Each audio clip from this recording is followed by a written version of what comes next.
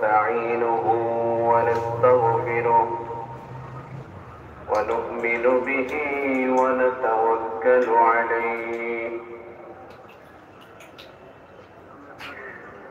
ونعوذ بالله من شرور أنفسنا ومن سيئات أعمالنا من يهده الله فلا مضل له ومن يضلله فلا هادي له ونشهد أن لا إله إلا الله وحده لا شريك له ونشهد أن سيدنا وسندنا وحبيبنا ومولانا محمدا عبده ورسوله الذي أرسله بالحق بشيرا بإذنه وسراجا منيرا فقد قال الله تبارك وتعالى في كلامه المجيد وفرقانه الحميد أعوذ بالله من الشيطان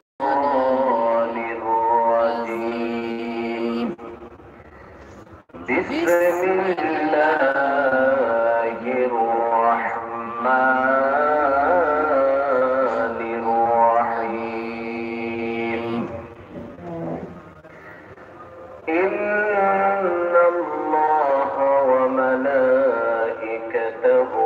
يصلون على النبي يا أيها الذين آمنوا صلوا عليه وسلموا تسليما اللهم صل على محمد وعلى آل محمد كما صليت على إبراهيم وعلى آل إبراهيم إنك حميد مجيد اللهم بارك على محمد وعلى آل محمد كما باركت على إبراهيم وعلى آل إبراهيم إنك حميد مجيد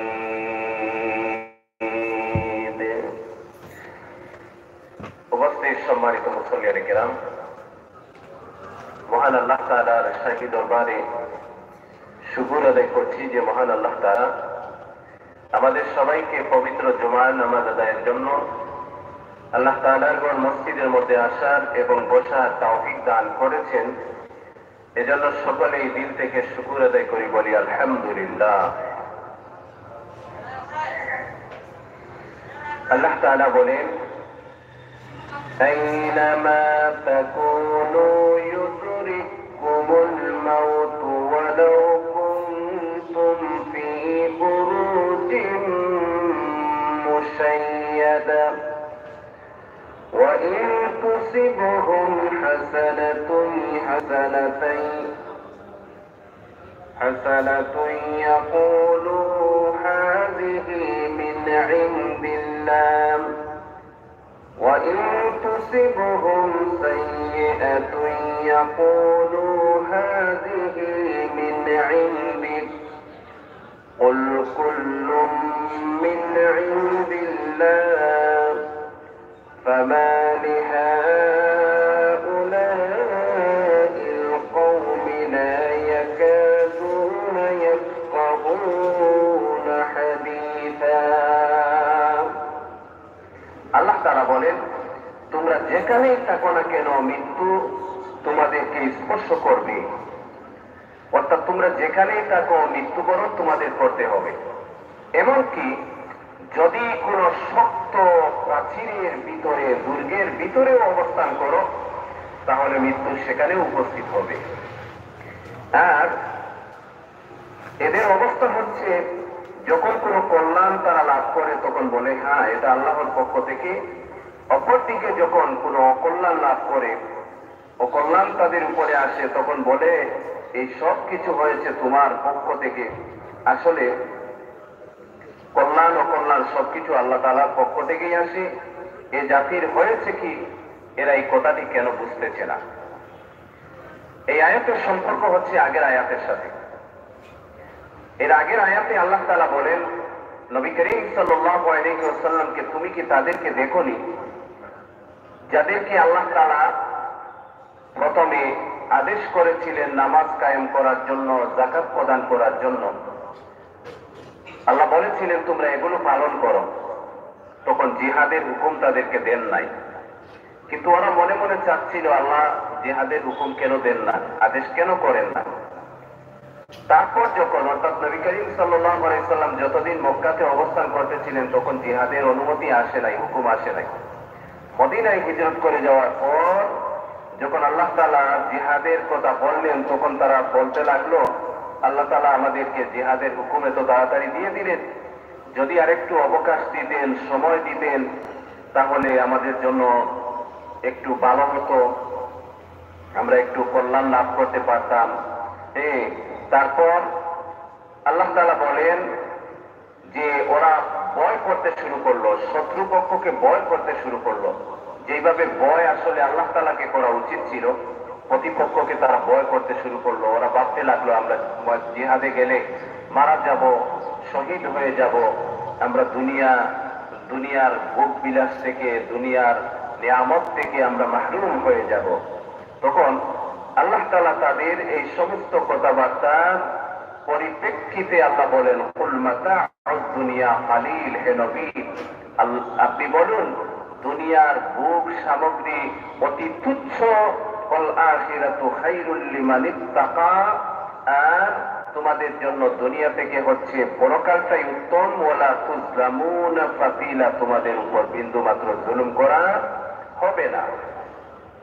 আল্লাহ তাআলা বলেন যে তোমরা চাচ্ছ যে ময়দানে গেলে, জিহাদে গেলে তোমরা শাহাদত বরণ করবে, শহীদ হয়ে যাব, আর দুনিয়া থেকে মাহরুম হয়ে যাব। অথচ তোমরা যে দুনিয়া কামনা করতেছো, এই দুনিয়া থেকে আখিরাতটা হচ্ছে অনেক অনেক গুণে উত্তম।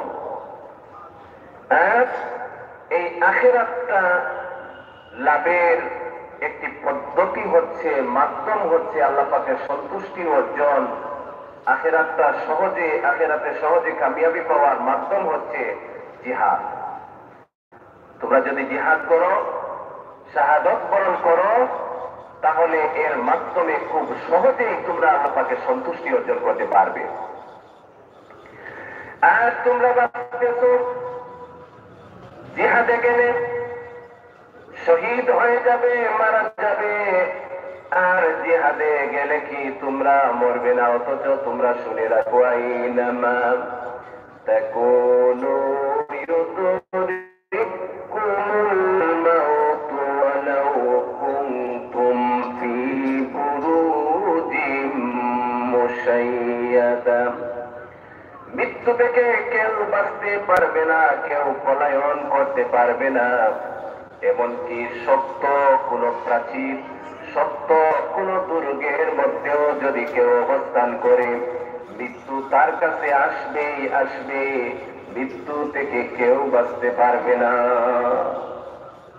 মৃত্যু থেকে কেউ বাঁচার কোনো উপায় নেই।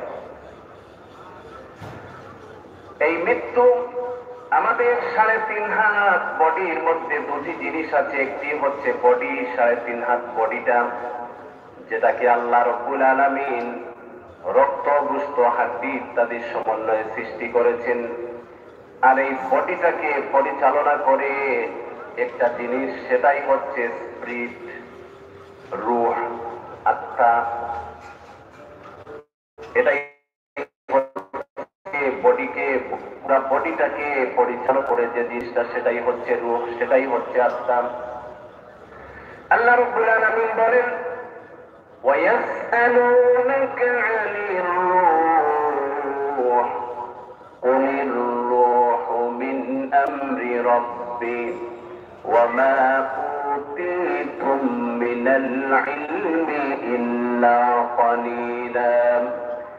নবী, ওরা আপনাকে প্রশ্ন করবে, প্রশ্ন করে রূহ সম্পর্কে, রূহ কি জিনিস আপনি বলে দিন, কলির রূহ মিন আমরি রব্বি, রূহ হচ্ছে আল্লাহ পাকের একটি আদেশ মাত্র, ওইটা ফুঁক দিয়ে আল্লাহ মানব দেহের মধ্যে ঢুকিয়ে দেন। আর এই রূহ জিনিসটা কি, রূহের অস্তিত্ব কি, হাকিকত কি, এটা পুরোপুরি ভাবে তোমরা বুঝতে পারবে না। কারণ হচ্ছে ওমা উতীতুম মিনাল ইলমি ইল্লা কালিলা, তোমাদেরকে অতি সামান্যতমই জ্ঞান দেওয়া হয়েছে। তোমাদেরকে যে জ্ঞান দেওয়া হয়েছে তা অতি সামান্য। এই সামান্য জ্ঞানে রূহের হকিকত তোমরা পুরোপুরি বুঝতে পারবে না। চিন্তা করবে, আল্লাহ বলতেছেন তোমাদের জ্ঞান দেওয়া হচ্ছে অতি সামান্য। এই সামান্য জ্ঞান পেয়ে মানুষ কি করতেছে? চন্দ্র বিজয় করতেছে, মঙ্গল গ্রহ বিজয় করতেছে, মঙ্গল গ্রহে সেখানে এই মানুষ বসবাসের জন্য চেষ্টা করতেছে, সেখানে এই নগরী স্থাপন করার জন্য চেষ্টা করতেছে। তারপর স্যাটেলাইট স্থাপন করতেছে, সেই স্যাটেলাইটের মাধ্যমে পুরো পৃথিবীটাকে মনিটরিং করা হইতেছে। আবার রিসেন্টলি ইলন মাস্কের স্পেস এক্স এমন একটা রকেট আবিষ্কার করেছে, যেটাকে আগের রকেট পাঠানোর পর সেটাকে পুনরায় ব্যবহার করা যেত না। ইলন মাস্ক নতুন একটা রকেট আবিষ্কার করেছে যেটাকে পুনরায় ব্যবহার করা যাবে, এতে করে অনেক টাকা বেঁচে যাবে। তারপর রোবোটিক্স মানে এমন একটা গাড়ি আবিষ্কার করেছে যেটা চালক ছাড়া চলে। আপনি গাড়িতে উঠবেন, আপনার লোকেশনটা আপনি টাইপ করবেন, গুগল ম্যাপের সাহায্যে অটোমেটিক গাড়িটা আপনাকে লোকেশনে নিয়ে যাবে, কোনো ড্রাইভার ছাড়া। তারপর এই ইলন মাস্কের নিউরোলিংক কাজ করতেছে। অদূর ভবিষ্যতে আমাদের হাতে যে স্মার্টফোন, এটা থাকবে না, এর পরিবর্তে একটা ডিভাইস আসবে মানব দেহের মধ্যে, সেই ডিভাইসটা স্থাপন করা হবে। আর সেই ডিভাইসের মাধ্যমে মানুষ সম্পূর্ণ ফোনের কার্যক্রমগুলো সব পরিচালনা করবে। হাতের মধ্যে আর কোনো মোবাইল ফোন থাকবে না। এটা নিয়ে ওরা কাজ করবে। এখন এগুলো করার উদ্দেশ্য হচ্ছে, আল্লাহ বলতেছেন তোমাদেরকে অতি সামান্য জ্ঞান দেওয়া হয়েছে। এই সামান্য জ্ঞান পেয়ে মানুষ এত কিছু করতেছে, রোবট আবিষ্কার করতেছে। ওই রোবট সবকিছু মানুষের মধ্যে ওরা পারবে না, কখনোই পারবে না।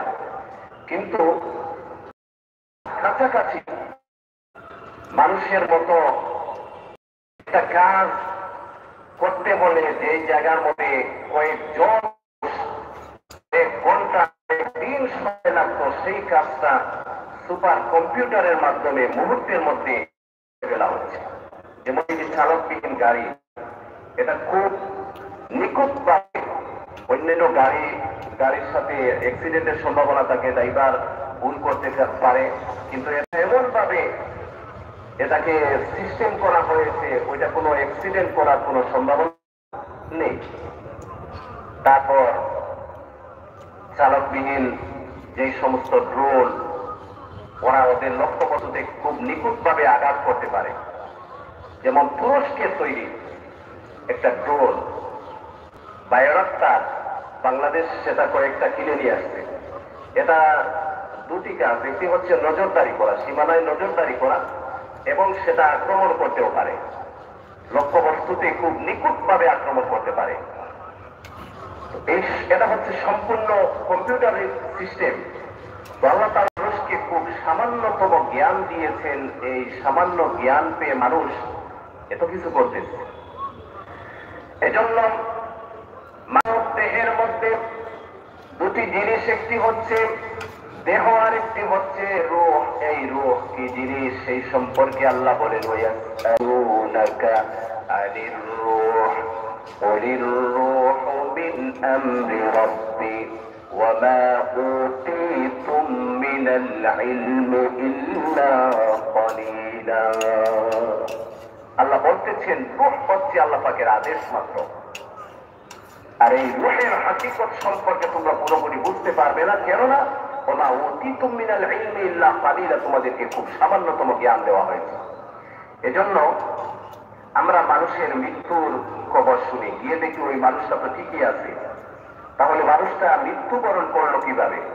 ইন্তেকাম এর মানে হচ্ছে প্রত্যাবর্তন করা, এক অবস্থা থেকে আরেক অবস্থায় স্থানান্তরিত হওয়া, এটাকে বলে ইন্তেকাল। এর মানে হচ্ছে ওই যে মানুষ, ওই মানুষটার বডি দুনিয়ার জীবনে পড়ে আছে, দুনিয়াতে পড়ে আছে, কিন্তু তার মধ্যে যে রূপ ছিল, তার মধ্যে যে চালিকা শক্তি ছিল, যে স্পিরিট ছিল, ওইটা দুনিয়ার জীবন থেকে আরেকটা জীবনে প্রত্যাবর্তন করেছে। আর সেই জগৎটা হচ্ছে আখেরা, আলমে বরজখ, কবরের জগৎ। আর কিয়ামতের দিন মানুষদেরকে যখন কবরে রাখা হয়, আল্লাহ তাআলা তার বডি সহ,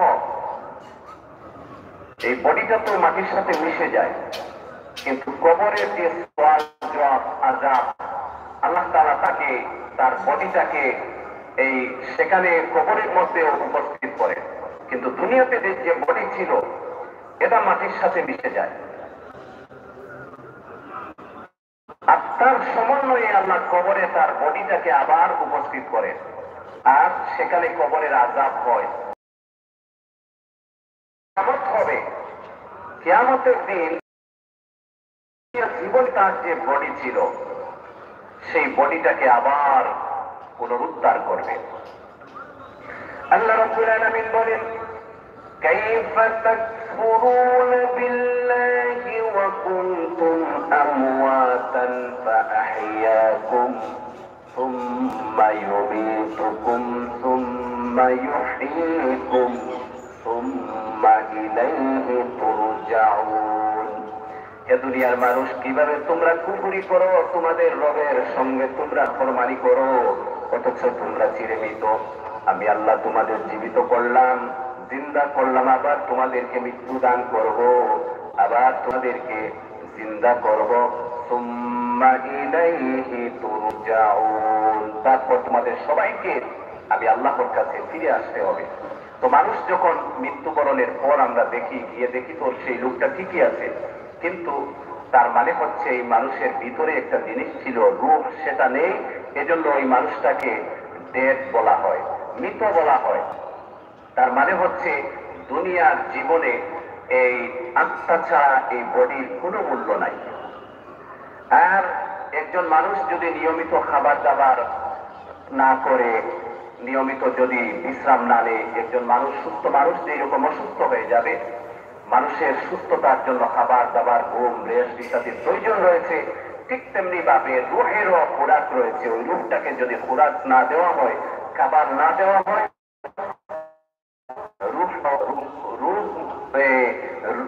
রোগান্বিত হয়ে যায়, রোগাক্রান্ত হয়ে যায়। আর রূহের খোরাক হচ্ছে আল্লাহ পাকের বন্দেগী। মানুষ যদি আল্লাহ পাকের বন্দেগী করা ছেড়ে দেয়, তাহলে তার রূহটা, তার আত্মাটা রোগাক্রান্ত হয়ে যায়, অসুস্থ হয়ে যায়। এজন্য রূহের খোরাক হচ্ছে, আত্মার খোরাক হচ্ছে আল্লাহ পাকের বন্দেগী করা। এজন্য আল্লাহ রাব্বুল আলামিন বলেন, আইনামা তাকুনু ইউদরিকুমুল মাউত ওয়ালাউ কুনতুম ফি বুরুজিম মুশাইয়াদা। মৃত্যু তোমরা যেখানেই থাকো তোমাদেরকে মৃত্যু স্পর্শ করবেই। এমনকি তোমরা যদি সুউচ্চ প্রাচীরের মধ্যে, শক্ত প্রাচীরের মধ্যে যদি তোমরা অবস্থান করো, তাহলে সেই শক্ত প্রাচীরের মধ্যেও মৃত্যু গিয়ে পৌঁছাবে। মানুষের মৃত্যুটা নির্ধারিত, স্থানটা নির্ধারিত, সময়টা নির্ধারিত। সেই নির্ধারিত সময়টা অত্যন্ত দুঃখের সাথে বলতে হয়, সব থেকে সত্য যে জিনিস সেটা হচ্ছে মৃত্যু। আমরা মৃত্যুবরণ করব সবাই জানি, আর সেই সব থেকে সত্য জিনিসটাকে আমরা সব থেকে বেশি ভুলে যাই। কার মৃত্যু কখন, কোন জায়গায়, সেটা সব নির্ধারিত। আর হাদিস শরীফে নবী করিম সাল্লাল্লাহু আলাইহি ওয়াসাল্লাম বলেন, আস-সাদাকাতু তারুদ্দুল বালা ওয়া তাজিদু ফিল উমর। সদকা খয়রাত করলে বালা মুসিবত দূর হয়, হায়াত বৃদ্ধি পায়। এই হাদিসের ব্যাখ্যা উলামায়ে কেরাম দুটি ব্যাখ্যা প্রদান করেছেন। একটি হচ্ছে হায়াত বৃদ্ধি পায়, তার মানে হচ্ছে বাস্তবে আল্লাহ হায়াত বৃদ্ধি করে দেন। আর আরেক দল উলামায়ে কেরাম বলেন যে না, হায়াত বৃদ্ধি পায় তার মানে আল্লাহ হায়াত বৃদ্ধি পাওয়ার মানে হচ্ছে আল্লাহ তার হায়াতে বরকত দিয়ে দেন। আর এই বরকতের অর্থ হচ্ছে আল্লাহ তাকে কম সময়ে বেশি কাজ করার তৌফিক দান করেন, তার সময়ে বরকত দান করেন। বর্তমানে আমাদের সময়ের বরকত কমে গেছে। এই যে রমজান চলে গেল, আবার রমজান চলে আসতেছে, বৎসর ঘুরে তাড়াতাড়ি চলে আসে। এটা হচ্ছে কিয়ামতের একটি আলামত। কিয়ামতের আগে সময়ের বরকত কমে যাবে। আগে একটা রমজানের পর আরেকটা রমজান আসতে কত সময় লাগতো, কত দেরি হতো, কিন্তু এখন মুহূর্তের মধ্যেই বৎসর চলে যায়, দিন চলে যায়, রাত্র চলে যায়, তাড়াতাড়ি মাস চলে যায়, বৎসর চলে যায়। সময়ের বরকত বর্তমানে নেই। তো মানুষ যে জায়গায় মৃত্যুবরণ করবে সেটাও নির্ধারিত, তার হায়াতের জিন্দেগিটা নির্ধারিত। দুনিয়ার যত প্রযুক্তি, সব প্রযুক্তি ব্যবহার করে মানুষের নির্ধারিত হায়াত থেকে একটু কমও সে দুনিয়াতে অবস্থান করতে পারবে না, একটু বেশিও না। এমনকি মানুষের হায়াতে মৃত্যুর স্থানটাও নির্ধারিত, মৃত্যুর পর কোন জায়গায় তাকে দাফন করা হবে সেটাও নির্ধারিত। কাজেই এই সব কিছু পূর্ব নির্ধারিত, এগুলো থেকে বাঁচার কোনো সুযোগ নেই। এজন্য বুদ্ধিমান হচ্ছে সেই মানুষ যে মৃত্যুকে সব সময় স্মরণ করে আর মৃত্যুর জন্য সব সময় প্রস্তুতি গ্রহণ করে। এই মুহূর্তে যদি আমাদের কাছে মালাকুল মউত এসে উপস্থিত হন, আমরা মৃত্যুর জন্য তৈরি নই। কিন্তু মালাকুল মউত আমাদের কাছে কোনো নোটিশ দিয়ে আসবেন না, কোনো এলান করে আসবেন না, কখন আসবেন সেটা আমরা কেউ জানি না। এজন্য ইমানদারদের জন্য, বুদ্ধিমানের জন্য উচিত হলো সে সব সময় মৃত্যুর জন্য তৈয়ার থাকে, প্রস্তুত থাকে, যেন মালাকুল মউত এসে গেলে সেই জন্য মালাকুল মউতের কাছে কোনো কৈফিয়ত চাইতে না হয়, সময় চাইতে না হয়। অর্থাৎ আপনি এসেছেন, মুমিন যারা তারা সব সময় মৃত্যুর জন্য তৈরি থাকে। আর নবী করিম সাল্লাল্লাহু আলাইহি ওয়াসাল্লাম বলেন, মুমিনদের জন্য মৃত্যু হচ্ছে তুহফা, উপহার। উপহারটা তখনই হবে, একজন মানুষ উপহার পেলে, বন্ধুর কাছ থেকে উপহার পেলে খুবই খুশি হয়।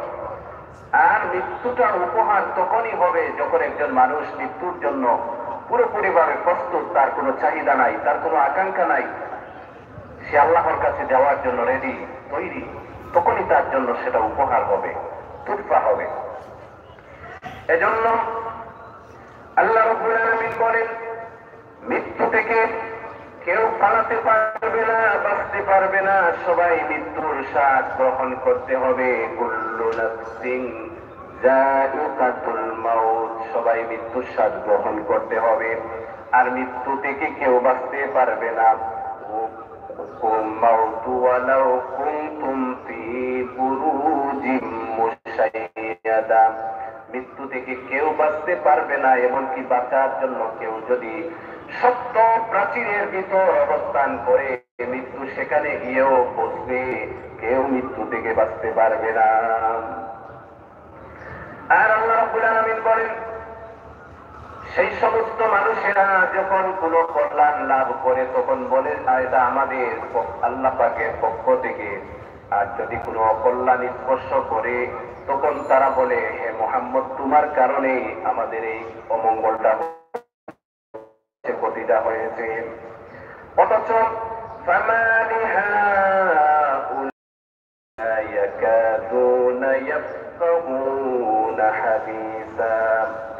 বাস্তবতা হলো মঙ্গল অমঙ্গল যা কিছুই আছে সব আল্লাহ পাকের পক্ষ থেকে আসে। কাজেই ওই সমস্ত লোকগুলো এই কথাটা কেন বুঝতে পারে না? মা আসাবাকা মিন হাসানাতিন ফামিনাল্লাহ ওয়া মা আসাবাকা মিন সাইয়্যাতিন ফামিন নাফসিক ওয়া আরসালনাকা লিন-নাসি রাসূলা ওয়া কাফা বিল্লাহি শাহীদা। যে কল্যাণই তুমি লাভ করো না কেন, মনে রেখো আল্লাহ পাকের পক্ষ থেকেই সেই কল্যাণ আসে। আর যতটুকু অকল্যাণ তোমার উপর আসে তা আসে তোমার নিজের কাছ থেকে। আমি তোমাকে মানুষদের জন্য রাসূল বানিয়ে পাঠিয়েছি, আর সাক্ষী হিসেবে আমি আল্লাহ তোমার জন্য যথেষ্ট।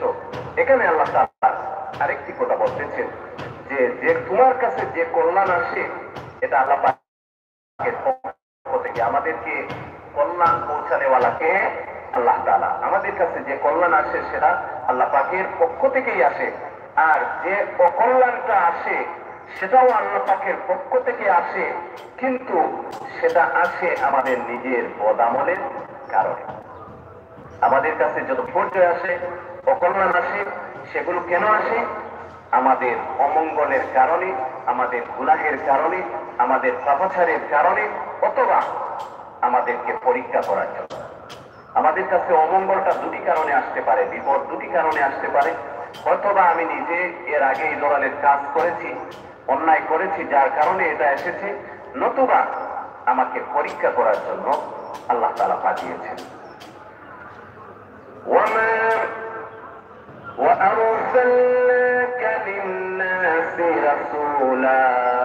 আর আমি মানুষদের জন্য তোমাকে রাসূল বানিয়ে পাঠিয়েছি।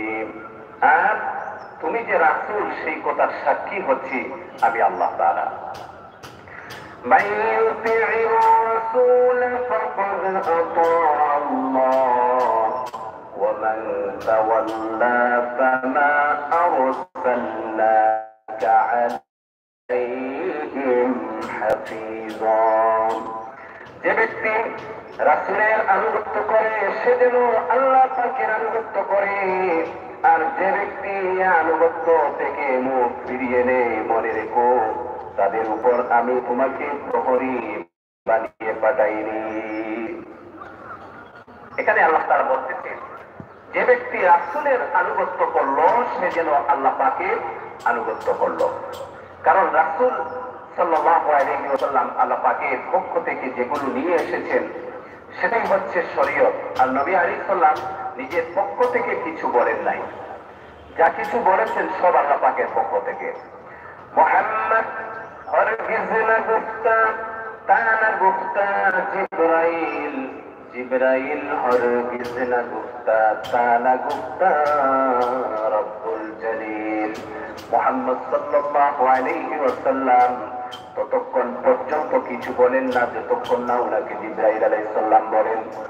জিবরাইল আলাইহিস সালাম নবী করিম সাল্লাল্লাহু আলাইহি সাল্লামের কাছে ততক্ষণ পর্যন্ত কিছু বলেন না যতক্ষণ পর্যন্ত না আল্লাহ রাব্বুল আলামিন ওনাকে বলতে বলেন।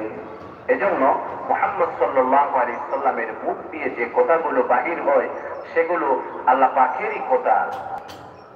এজন্য কোরআনুল কারীম এবং হাদিস উভয়ের মধ্যে পার্থক্য হচ্ছে, কোরআন হচ্ছে ভাষাটাও আরবি, এই ভাষাটাও আল্লাহ পাকের, অর্থাৎ শব্দগুলো আল্লাহ পাকের। আল্লাহ তাআলা নিজে শব্দগুলো বলেছেন, আর সেগুলো নবী করিম সাল্লাল্লাহু আলাইহি সাল্লাম এর মুখ থেকে হুবহু বেরিয়েছে, এতে কোনো সংযোজন বিয়োজন করা হয় নাই। এটা হচ্ছে কোরআনুল কারীম। আর হাদিস হচ্ছে আল্লাহ তাআলা বিষয়বস্তুটা নবী করিম সাল্লাল্লাহু আলাইহি সাল্লামকে বলে দিয়েছেন, আর নবী করিম সাল্লাল্লাহু আলাইহি সাল্লাম নিজের ভাষায় সেটা ব্যক্ত করেছেন। এটাই হচ্ছে হাদিস। এই হচ্ছে কোরআন এবং হাদিসের মধ্যে পার্থক্য।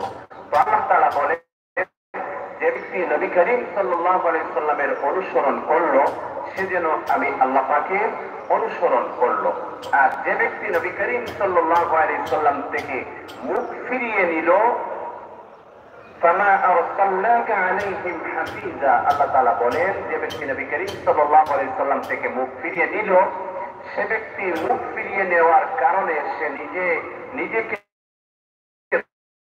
করলো।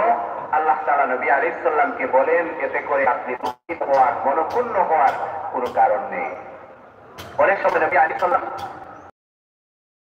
আহ্বান করতেন, ওরা প্রত্যাখ্যান করতো, অস্বীকার করতো। তখন নবী করিম সাল্লাল্লাহু আলাইহি সাল্লাম মনের মধ্যে খুবই কষ্ট পেতেন, বিশেষ করে ওনার চাচা আবু লাহাব ইসলামের জন্য হযরত নবী করিম সাল্লাল্লাহু আলাইহি সাল্লাম প্রাচীরের মতো ছিলেন। সবসময় নবী করিম সাল্লাল্লাহু আলাইহি সাল্লামের কাছে থাকতেন। শত্রুদের পক্ষ থেকে, কাফির বেঈমান মুশরিকদের পক্ষ থেকে যত বাধা আসতো, সেই সমস্ত বাধার সম্মুখে আবু লাহাব শক্ত একটা প্রাচীরের মতো তিনি দাঁড়িয়ে থাকতেন। আবু লাহাবের যখন মৃত্যুর সময় আসলো, নবী করিম সাল্লাল্লাহু আলাইহি সাল্লাম ওনার নিকটে গেলেন, গিয়ে কালেমার দাওয়াত দিলেন। আবু লাহাব, ওনার সাথে উতবা, শাইবা, আবু জেহেলরা ছিল। ওরা বলল, হে আবু লাহাব, সারা জীবন তুমি বাপ-দাদার ধর্মের উপর ছিলা, মৃত্যুর সময় তুমি বাতিজার ধর্মটা গ্রহণ করো না। আবু লাহাবের শেষ কথা ছিল, আমি আমার বাপ-দাদার ধর্মের উপর অটল আছি। নবী করিম সাল্লাল্লাহু আলাইহি সাল্লাম এই জবাবটা শুনে বড় কষ্ট পেলেন, মনের মধ্যে বড় আঘাত লাগলো, দুঃখ লাগলো। আহারে, ইসলামের জন্য, আমার জন্য, আমার প্রাণ প্রিয় চাচা সারাটা জীবন বড় কষ্ট করেছেন, আর মৃত্যুর সময় ইসলাম গ্রহণ না করে তিনি চিরতরে জাহান্নামী হয়ে যাচ্ছেন। এজন্য নবী করিম সাল্লাল্লাহু আলাইহি সাল্লাম এই দুঃখের চোখের পানি ফেলে কাঁদতেছিলেন। এমন সময় আল্লাহ পাকের পক্ষ থেকে নাযিল হলো, ইন্নাকা লা তাহদি মান আহবাবতা ওয়ালাকিন্নাল্লাহা ইয়াহদি মান ইয়াশা। হে নবী, আপনি যাকে মহব্বত করেন, আপনি চাইলে তাকে হেদায়েত দিতে পারবেন না। হেদায়েতের মালিক হচ্ছেন আল্লাহ তাআলা। আল্লাহ যাকে চান তাকে হেদায়েত দান করেন। আর এখানে আল্লাহ তাআলা বলতেছেন, যে ব্যক্তি নবী আলাইহিস সালামের অনুসরণ করলো সে যেন আল্লাহ পাকের অনুসরণ করলো। আর যে ব্যক্তি রাসূল সাল্লাল্লাহু আলাইহি সাল্লামের অনুসরণ থেকে, ইসলাম থেকে, কোরআন থেকে যদি কেউ মুখ ফিরিয়ে নেয়, ফামা আরসালনাকা আলাইহিম হাফিজা, হে নবী আপনি তাতে মনোপূর্ণ হওয়ার, দুঃখিত হওয়ার কারণ নেই। কারণ ওদের জন্য আপনাকে আমি প্রহরী বানিয়ে পাঠাই নাই। ওদেরকে যে আপনি হেফাজত করবেন বা তাদেরকে জুড়ে আপনি ইসলামে নিয়ে আসবেন, বা আপনি তাদেরকে যে কোনো কলা কৌশলে তাদেরকে জাহান্নাম থেকে বাঁচাবেন বা ইসলামে নিয়ে আসবেন, এজন্য আপনাকে প্রহরী বানিয়ে আপনাকে পাঠাই নাই। ويقولون طاعة فإذا برزوا من عندك بيت طائفة منهم غير الذي تقول والله يكتب ما يبيتون فأعرض عنهم وتوكل على الله وكفى بالله وكيلا। তারা বলে, আমরা তোমার আনুগত্য স্বীকার করি, কিন্তু তারা যখন তোমার কাছ থেকে দূরে সরে যায় তখন তাদের এক দল রাতের বেলায় একত্রিত হয়, ঠিক তুমি যা বলো তার বিরুদ্ধে সলা পরামর্শ করে। তারা রাতের বেলায় যা সলা পরামর্শ করে, আল্লাহ তাআলা সেসব কর্মকাণ্ডগুলো লিখে রাখছেন। অতএব তুমি তাদের এড়িয়ে চলো এবং শুধু আল্লাহ তাআলার উপরই ভরসা রাখো। অভিভাবক হিসেবে তোমার জন্য আল্লাহ তাআলাই যথেষ্ট। অর্থাৎ এখানে বলা হচ্ছে মুনাফিকদের কথা। ওরা নিজেরা দাবি করতো আমরা মুসলমান, এটা বলে মুসলমানদের সাথে ওরা মিশত। তারপর রাতের বেলায় ওরা নিজেদের একটা গ্রুপ ছিল, রাতের বেলায় ওরা আবার নিজেদের মধ্যে সলা পরামর্শ করত। তারপর সেগুলো, এই সলা পরামর্শগুলো দিনের বেলা সাহাবীরা নবী আলাইহিস সালাম কি কি পরামর্শ করেছেন সেগুলো নিয়ে ওরা কাফিরদের সাথে নিজেদের মধ্যে ওরা আলোচনা করত। তারপর কিভাবে ইসলামের ক্ষতি করা যায়, নবী করিম সাল্লাল্লাহু আলাইহি সাল্লামকে কিভাবে বেকায়দায় ফেলা যায়, এইসব নিয়ে ওরা আলোচনা করত। আল্লাহ রাব্বুল আলামিন তারপর ওয়াহির মাধ্যমে নবী করিম সাল্লাল্লাহু আলাইহি সাল্লামকে তাদের এই সলা পরামর্শের কথা জানিয়ে দিয়ে বলেন, তুমি তাদেরকে এড়িয়ে চলো আর আল্লাহর উপর ওয়াতাওয়াক্কাল আলাল্লাহ, আল্লাহর উপর ভরসা রাখো। আমরা সবাই মুমিন, আর মুমিনদের একমাত্র ভরসা করতে হবে কার উপরে? আল্লাহ তাআলার উপরে। ওয়াতাওয়াক্কাল আলাল্লাহ, সর্বাবস্থায় আমাদের ভরসা করা উচিত আল্লাহ পাকের জন্য। আর আল্লাহ পাকের জন্য, আল্লাহ পাকের উপর যদি আমরা ভরসা করি, ওয়াকাফা বিল্লাহি ওয়াকিলা, আল্লাহ পাক হচ্ছেন আমাদের জন্য অভিভাবক হিসেবে যথেষ্ট। আল্লাহ যদি কারো অভিভাবক হয়ে যান তাহলে আর তার কি কোনো চিন্তা আছে? কোনো চিন্তা নাই। এজন্য যে ব্যক্তি আল্লাহর উপরে ভরসা করবে তার জন্য আল্লাহ পাকই যথেষ্ট। আল্লাহ পাক তার ওকিল, তার অভিভাবক। তারপর আল্লাহ রাব্বুল আলামিন বলেন, আফালাম ইয়াতাদাব্বারুনাল কুরআন ওয়ালাউ কানা মিন ইনদি গায়রিল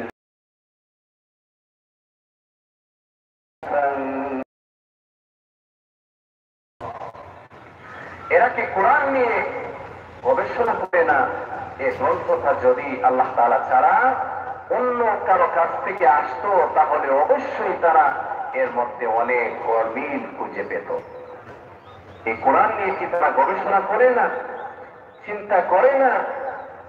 যদি আল্লাহ তাআলা ছাড়া এটা অন্য কারো কাছ থেকে আসতো তাহলে অনেক গরমিল পাওয়া যেত। কিন্তু কোরআনের মধ্যে কোনো গরমিল নাই। শুরুতেই আল্লাহ তাআলা চ্যালেঞ্জ দিয়েছেন, যালিকাল কিতাবু লা রাইবা ফিহি, এটা সেই কিতাব লা রাইবা, এর ব্যাখ্যা হচ্ছে আয়লা শিখেন।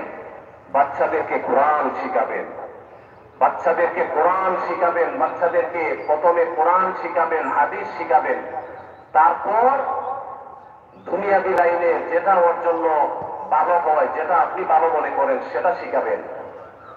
কিন্তু প্রথমে মুসলমান হিসেবে বাচ্চাদেরকে কোরআন শিখাবেন, দ্বীন শিখাবেন, হাদিস শিখাবেন। আল্লাহ তাআলা আমাদের সবাইকে তৌফিক দান করুন। আমিন ওয়া আখিরু দাওয়ানা আনিল হামদুলিল্লাহি রাব্বিল আলামিন। আল্লাহুম্মা আমিন। ربنا ظلمنا أنفسنا وإن لم تغفر لنا وترحمنا لنكونن من الخاسرين. ربنا لا تزغ قلوبنا بعد إذ هديتنا وهب لنا من لدنك رحمة إنك أنت الوهاب. ربنا ظلمنا أنفسنا وإن لم تغفر لنا وترحمنا لنكونن من الخاسرين. اللهم إني ظلمت نفسي ظلما كثيرا. اللهم إني ظلمت نفسي ظلما كثيرا ولا يغفر الذنوب إلا أنت فاغفر لي فاغفر لي فاغفر لي فاغفر لي مغفرة من عندك وارحمني إنك أنت الغفور الرحيم. إنك أنت الغفور الرحيم. إنك أنت الغفور الرحيم. رب العالمين الله গুনাহগার, সমস্ত জীবনের গুনাহ বোঝা মাথায় নিয়া তুমি মাওলার শাহী দরবারে ভিখারি সাইলের বেশে দুইখানা হাত তুলেছি। মেহেরবানি করে আমাদেরকে মাফ করবা। আয় আল্লাহ, গুনাহ করতে করতে সমস্ত অঙ্গ প্রত্যঙ্গ গুনাহ সাগরের মধ্যে ভাসিয়ে ফেলেছি। এই মুহূর্তে যদি মালাকুল মউত এসে উপস্থিত হন, জীবনে কোনো নেক আমল করতে পারি নাই, যে আমলটা নিয়ে তুমি মাওলার দরবারে উপস্থিত হব। আয় আল্লাহ, মৃত্যু হলে জাহান্নাম ছাড়া উপায় থাকবে না। আল্লাহ আমাদেরকে মাফ ফরমাও। আয় আল্লাহ আমাদেরকে মাফ ফরমাও। আল্লাহ আমাদেরকে মাফ ফরমাও। আল্লাহ আমাদেরকে যদি ক্ষমা করে দাও তোমার কোনো ক্ষতি হবে না। আর যদি আমাদেরকে মাফ না করো আল্লাহ, আমরা জাহান্নামের ইন্ধন হয়ে যাব, জাহান্নামের জ্বালানি হয়ে যাব। আল্লাহ, জাহান্নামের শাস্তি সহ্য করার ক্ষমতা আমাদের নেই।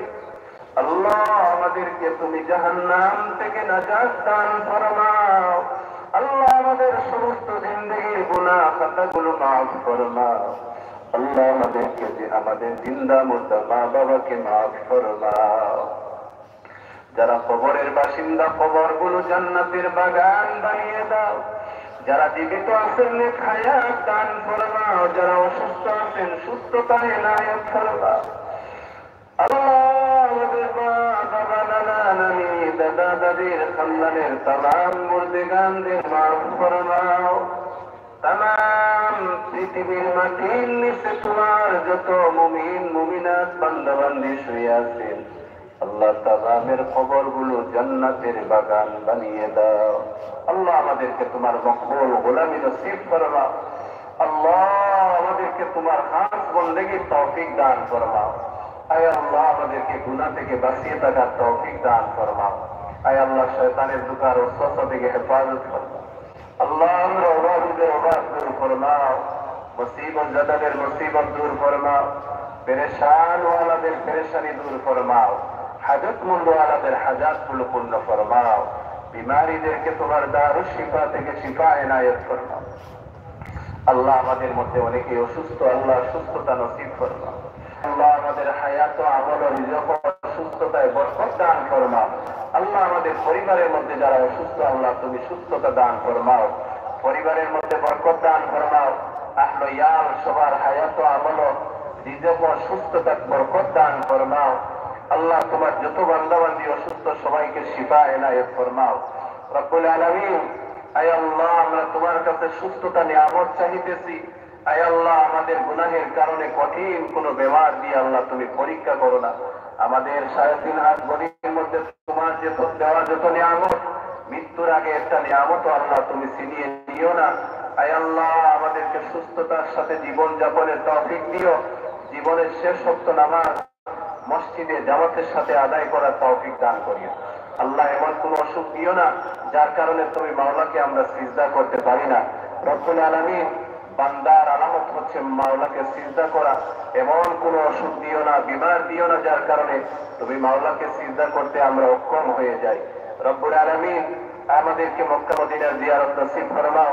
আমাদের तमाम হাজাত গুলো পূর্ণ ফরমাও, तमाम জরুরিয়াত গুলো পূর্ণ ফরমাও, মুশকিলাত গুলো আসান ফরমাও। আয় আল্লাহ আমাদেরকে তোমার রহমত দ্বারা মালামাল ফরমাও। तमाम দুনিয়ার মধ্যে শান্তি দান ফরমাও, আমাদের দেশের মধ্যে শান্তি দান ফরমাও। আয় আল্লাহ সমস্ত দুনিয়ার মুমিন মুমিনাতের জান মালের হেফাজত ফরমাও। বিফضل سبحان ربك رب العزة عما يصفون والسلام على المرسلين والحمد لله رب العالمين آمين।